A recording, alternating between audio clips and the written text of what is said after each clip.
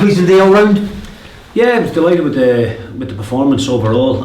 Considering the conditions and everything, I thought we played some very decent football, and delighted to get the 4 goals. Obviously, to lose the first goal again was disappointing, but the boys show great character to come from a goal behind again, and it was a really important 3 points, especially when you see how all the other results went this weekend. Goals all over the park. We played really well and took our chances. Yeah, I mean, listen, I think the quality to the goals is the most pleasing thing. We don't score bad goals really, and we have to work very hard for the goals that we do score. But there was some great build-up in a number of them, and obviously Jordan's on fire at the moment, and I thought Kev Colley was absolutely fantastic the whole day. Pivotal to everything that we'd done, his attitude and his desire and driving people on. So I was really, really pleased for him as well. And obviously Greg, just in the right place at the right time to get on the end of a very good Kevin Colley cross as well. So delighted with the lads, really was. I thought we managed the game particularly well in the second half. Obviously into a strong breeze, and that was one of the things we spoke about before the game. If we won the toss, to try and turn it around, so we had the wind at our back and really try and capitalise on the wind advantage, and I thought we'd done that. And then second half, just a matter of seeing it out. We probably could have scored another couple of goals as well. We had a couple of decent breakaways, and if we had tidied up our passing in the final third, we maybe could have added another couple to it. Stenny's 2 white players, Cook and Ferdado, good players. Costas.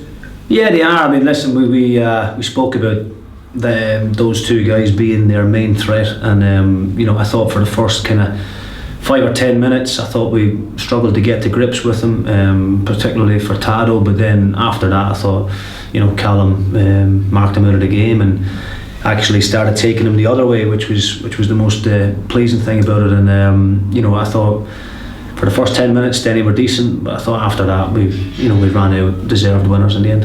On the other side, Taggart got a lot of the ball, had some good crosses in, and was dangerous. Yeah, I mean, listen, our 2. We played a 3-5-2 on Saturday, and the boys were playing as wing backs. But even when we played a back 4, they are a real attacking threat for our team, and they're one of the main kind of focal points, if you like, of our attacking game is out in the wide areas. Their energy levels are frightening. They go up and down that wing for 90 minutes, never give in, and the quality when they get there, that's the most pleasing thing, I suppose. The quality of the crosses and the quality of the balls in for the strikers is excellent. So we're very, very lucky to have Callum and Tags, and they've been very, very consistent all season. Stephen Hennington's second game back, he did really well. Good energy. Yeah, absolutely. I'm delighted for Stevie. He's a great boy, and he's struggled to get some game time early part of the season. Obviously he was out with his injury, double hernia operation he had, and he recovered really, really well from it. And I mentioned after the game Saturday, he's like a new signing for us. He really is. I love the way he goes about it. He's got very, very good ability. He's left-sided, but he's got a great tenacity about him as well. He never shirks a tackle, and he really drove us on along with John Robertson on Saturday. The sickening clash with Neil Parry and the big boy Roy, accidental, nothing in it? No, it's one of those things. I mean, I think that's the second boy for Stenny that Neil has wiped out this season. I think he took out the young lad Cook here at the home game. But I mean, listen, what can you do? It's one of those things that happens every now and again, and it was just 2 boys making an honest challenge for the ball. I think the Stenny boy came out a wee bit worse than Neil, but Neil hopefully will be fine for Saturday. He's a big player for us, and he's been excellent all season. But if he doesn't make it, then we've got great backup in Craig McDowell, who's been waiting very, very patiently and pushing Neil on in training. So there's no major concerns if Neil doesn't make it. But obviously he's our number 1 goalie, and we're hopeful that he will make it. As you look forward to the Stranraer game, another tough trip, are we down there? Yeah, obviously we played Stranraer not so long ago here, and they gave us a very difficult game. Ended up 2-2 in the end.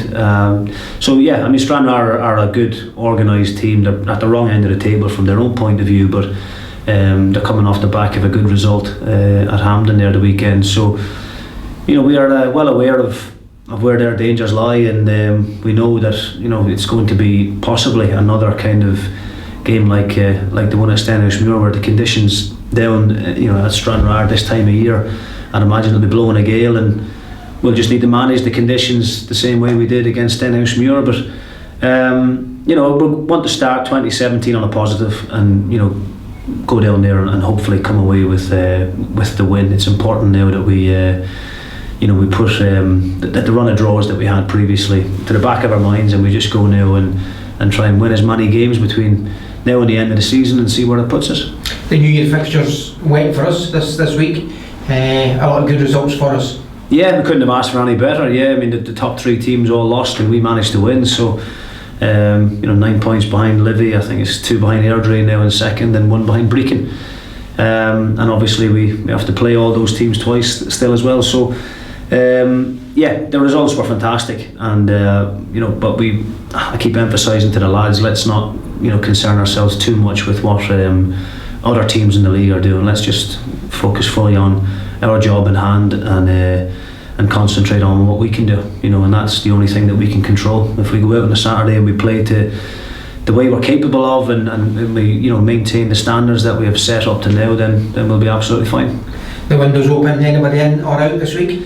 No, I mean we've got a few irons and fires at the moment, but everybody is working hard at the club behind the scenes to try and get the right types of people in. And I'm quite pernickety, if you like, in terms of who I bring to the club. There are agents, phoning all the time recommending players to me, but I've identified the ones that I want. I know what they're capable of ability wise, but most importantly I know the types of characters they are, and that's a huge thing for me. Anybody that wants to come to Alloa, it's got to fit into our ethos and fit into our dressing room, because I've got 18, 19 boys down there at the moment who have got fantastic attitudes, who are extremely professional, and I'm not willing to bring in anybody who's going to upset that. So it'll be the right types of people that come in, but we have identified 2 or 3, and we're at the moment speaking to them, so hopefully we'll have more news by the end of the week. Any injury worries? No, I mean obviously Neil Parry is the only one at the moment. No, everybody else came through the game okay, which was pleasing, and delighted as well Saturday, with the impact of the substitutions. You look at our bench on Saturday, and we had some really, really good options on it as well, and the 3 boys that came on all made an impact. Flanny, Jammer and Homer, and all contributed in their own way. So it was great. I was disappointed for Craig McDowell, because I just no longer had I made the 3 substitutions that Neil had to go off. But Big Andy went in, and I thought he could have done better, to be honest, with the second. But hey, what can you do? Cheers, Jim. Thank you. Right, thanks lads.